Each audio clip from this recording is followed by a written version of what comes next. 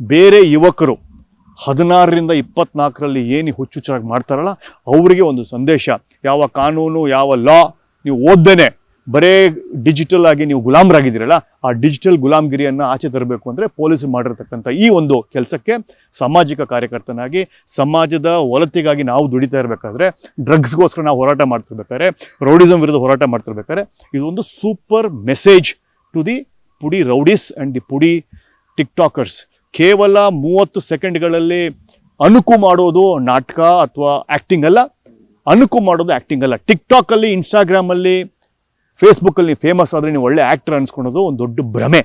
ಆ ಭ್ರಮೆಯಿಂದ ಆಚೆ ಬನ್ನಿ. ಅನೇಕ ಆರ್ಟ್ ಇದೆ, ಆರ್ಟಲ್ಲಿ ನೀವು ಯು ಕ್ಯಾನ್ ಗೋ ಟು ರಂಗಪ್ರವೇಶ ಮಾಡ್ಬೋದು, ನಾಟಕ ಮಾಡ್ಬೋದು, ರಿಯಲ್ ಫಿಲ್ಮ್ ಮಾಡ್ಬೋದು, ಶಾರ್ಟ್ ಫಿಲ್ಮ್ಸ್ ಮಾಡ್ಬೋದು. ಅದೇ ಬರೇ ಕೇವಲ ಅನುಕು ಮಾಡಿಕೊಂಡು ಕಾಪಿ ಮಾಡೋದಿದೆಯಲ್ಲ, ದಟ್ ಈಸ್ ನಾಟ್ ಆ್ಯಕ್ಟಿಂಗ್. ನಿಮ್ಮ ಫೇಮ್ ಇದೆಯಲ್ಲ, ಕೇವಲ ಒಗ್ಗರಣೆ ಮುಂಚೆ ದೋಸೆ ಹಾಕ್ಬೇಕಾದ್ರೆ ಏನು ನೀರು ಹಾಕ್ತಾರಲ್ಲ ಫ್ಲ್ಯಾಶ್, ಅಷ್ಟೇ ನೀವು. ಆ ಗುಳ್ಳೆ 1 ಸೆಕೆಂಡಿಗೆ ಗುಳ್ಳೆ ಬಂದು ಹೋಗುತ್ತೆ, ಆಮೇಲೆ ದೋಸೆ ಹಾಕೋದು.